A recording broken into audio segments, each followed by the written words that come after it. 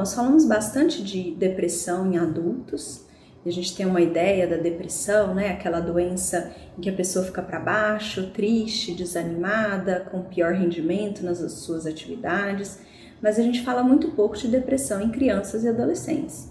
Em primeiro lugar, existe depressão em crianças e adolescentes. A prevalência de depressão é baixa em crianças antes da puberdade, torna-se um pouco mais frequente na adolescência e mais frequente ainda na idade adulta. Mas nós temos aí mais ou menos 11% de adolescentes com depressão.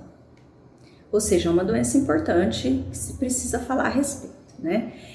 Como eu tinha falado antes, a gente tem a ideia do que é a depressão, né? Que envolve tristeza, falta de prazer nas atividades, vários outros sintomas como insônia, alteração do apetite, pode ter um aumento do sono ao invés de insônia, fadiga, piora do desempenho escolar ou desempenho no trabalho. Então, todos sabem mais ou menos quais são os sintomas típicos aí de depressão, mas é importante a gente falar que em crianças e adolescentes a depressão pode aparecer de uma forma atípica. É muito comum que eles tenham sintomas um pouco diferentes. Por exemplo, é muito frequente que a criança ou adolescente com depressão fiquem irritados, hostis, tenham alterações de comportamento como desobediência, às vezes agressividade, ou passem a ter comportamentos diferentes como uso de drogas ou álcool, né, que não era comum desse indivíduo. Então a gente tem que ficar atento a isso, porque a depressão na criança e adolescente nem sempre se manifesta daquela forma clássica, a pessoa desanimada, triste, para baixo. É muito comum que as crianças e adolescentes tenham uma reatividade do humor, ou seja, eles consigam se sentir alegres em momentos em que eles estão fazendo coisas que geralmente são prazerosas. Por exemplo, eles podem parecer bem quando estão conversando com amigos ou quando estão jogando videogame, aquele videogame que eles gostam. Mas o que a gente tem que ver é que na maior parte do tempo ele está triste, está isolado ou está sem vontade de fazer as coisas que ele gostava antes.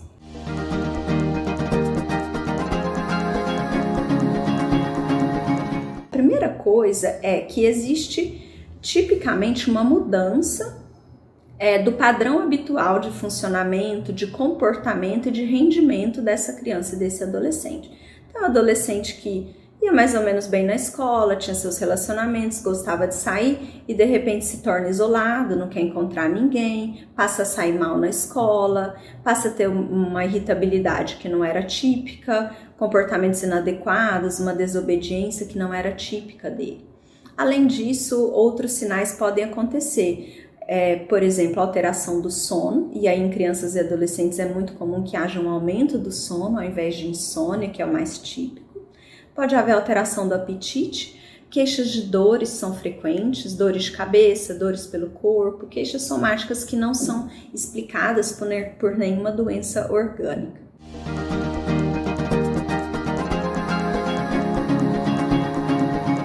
O ideal é procurar a ajuda de um psiquiatra da infância e adolescência, que é o profissional habilitado para avaliar essa criança ou esse adolescente e determinar se existe sim o diagnóstico e qual vai ser a modalidade de tratamento recomendada para ele. Como que é feita a avaliação? A avaliação do psiquiatra da infância e adolescência leva em conta informações de múltiplos informantes, preferencialmente, né? Então vai ser feita uma entrevista com os pais e uma avaliação da criança, e aqui eu digo criança e adolescente, né? Para entender como era o comportamento, como era o desempenho e funcionamento dessa criança antes do início do quadro e como está sendo agora. E também determinar se existe algum fator desencadeante ou algum fator que possa estar contribuindo para esse quadro persistir. Por exemplo, a perda de algum familiar, um término de relacionamento, questões com a sexualidade que são comuns nessa época. Depois que se faz o diagnóstico de depressão, a família junto com o médico vão definir qual que é o tratamento mais apropriado e viável para a família. Em casos leves, recomenda-se o tratamento com terapia cognitivo-comportamental. Quando não é possível ter acesso à terapia ou quando a terapia não tem um efeito satisfatório, aí recomenda-se medicação. Em casos moderados ou graves, a medicação é recomendada como primeira escolha preferencialmente associada à terapia. A gente vê que a resposta é mais rápida quando os dois tratamentos são combinados. Nós temos 3 objetivos principais do tratamento. O primeiro objetivo é reduzir os sintomas e o prejuízo. Então, a gente está com uma criança, tem sintomas muito desagradáveis, prejuízos no relacionamento, prejuízos no seu desempenho, no seu funcionamento habitual. Então, a gente quer reduzir isso, né, e trazer a criança para o seu funcionamento habitual. O segundo objetivo é encurtar o episódio. Por que isso é importante? Quando o episódio de depressão vai tornando-se mais cronificado, a chance de uma resposta satisfatória ao tratamento vai diminuindo, o tratamento torna-se mais difícil e a chance de haver recaídas ao longo do tempo também é maior. Então é importante que, assim que os pais perceberem alguma coisa diferente, buscarem ajuda para que a gente intervenha o mais cedo possível e encurte esse episódio o máximo que for possível. O terceiro objetivo do tratamento é prevenir recaídas. Se o tratamento não é feito pelo tempo adequado ou não é seguido de uma forma regular, né, como é o ideal, a chance de haver recaídas é maior e a cada recaída o tratamento torna-se mais complicado, o prognóstico torna-se pior. Então a gente precisa levar em conta esses 3 objetivos. Quando se é recomendada a medicação, é muito importante que esse tratamento medicamentoso seja acompanhado pelo psiquiatra, que não se faça o uso por conta própria da medicação e principalmente que não se suspenda a medicação por conta própria, né, ou antes da hora. A suspensão precoce da medicação pode aumentar a chance de recaídas. E como eu já disse, as recaídas pioram o prognóstico do transtorno, né? Elas tornam o tratamento mais complicado. Então é importante, tanto para crianças quanto adultos em tratamento para depressão, que se mantenha o acompanhamento com o psiquiatra e que se faça o tempo adequado de manutenção do tratamento. A gente recomenda pelo menos 6 meses de manutenção, mesmo depois que os sintomas já não existem mais. E aí que o tratamento fica difícil, né? Porque a criança ou mesmo o adulto já não tem mais sintomas e está tomando a medicação, os efeitos colaterais começam a incomodar, mas mesmo assim é importante manter o acompanhamento, discutir com o seu psiquiatra sobre os efeitos colaterais, para se pensar em alternativas para lidar com isso, mas não suspender a medicação por conta própria e antes da hora.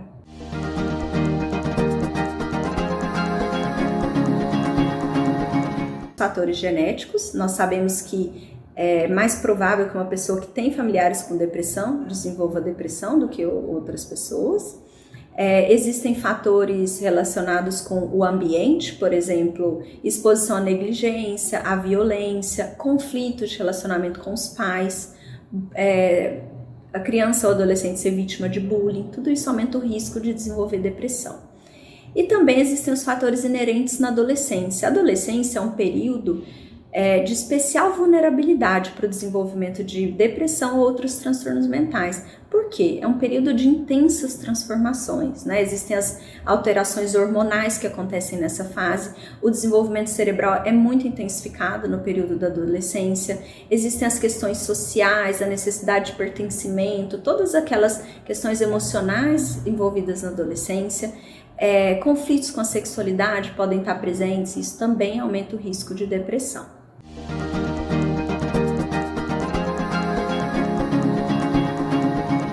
Uma maior conexão da criança com seus pais ou com seus colegas, né, seus amigos ou outras crianças e adolescentes da mesma idade, isso funciona como um fator protetor.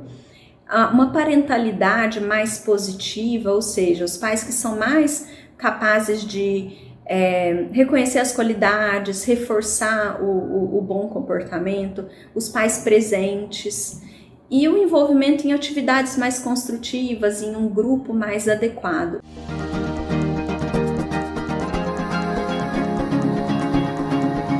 Atuar nesses fatores de risco, ficar de olho nessas crianças que estão envolvidas nessas situações de risco, né? E fortalecer os fatores protetores, especialmente observar a relação pai e filho e investir na melhora da qualidade dessa relação. Se você precisa de ajuda, procure a unidade básica de saúde mais próxima de sua casa. Após a triagem, você será redirecionado para o atendimento especializado. Em caso de crise, ligue 192 e acione o Serviço de Atendimento Móvel de Urgência, o SAMU. Você também pode ligar para o Centro de Valorização da Vida, o CVV, por meio do telefone 188. O CVV realiza apoio emocional e prevenção ao suicídio, atendendo de forma voluntária e gratuita todas as pessoas que querem e precisam conversar, sob total sigilo, por meio de telefone, e-mail e chat, 24 horas, todos os dias.